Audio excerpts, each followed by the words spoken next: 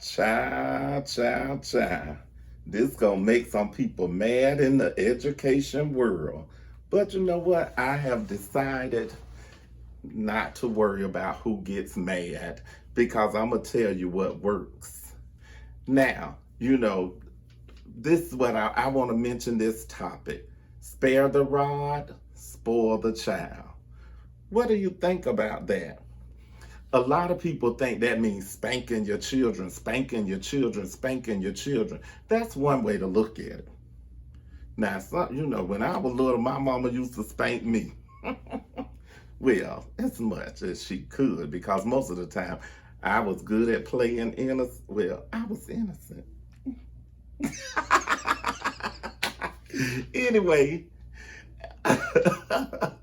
when we talk about spare the rod and spoil the child, I just think in the Bible, the rod, and I'm not an expert on the Bible. God knows I'm not.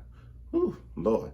Anyway, in the Bible, the rod talks about that, the shepherds used to have their rod to lead the sheep and guide them to where they were supposed to go. If they were getting ready to get out the gate, the rod was just there to move them and lead them.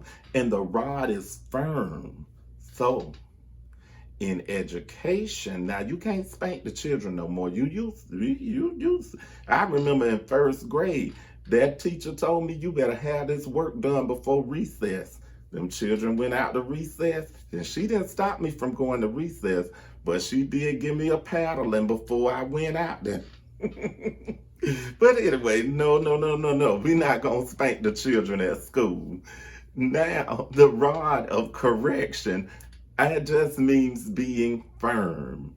So as a teacher, you have to be firm. I believe I talked about it before, where we have to have boundaries, and you can't keep moving your boundaries. You have to have boundaries and expectations. And when children don't meet expectations, sometimes you have to be firm. And that's all I'm going to say.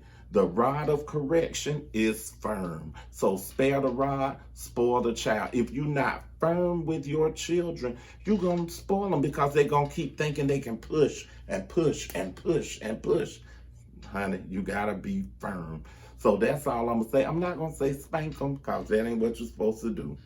Well, like with me, I'm going to tell you, Uncle Kyrie, I don't have no children, but when my nephews and nieces come in, I tell them to do something, and I tell them, if you don't do what I ask you to do, this is what's going to happen.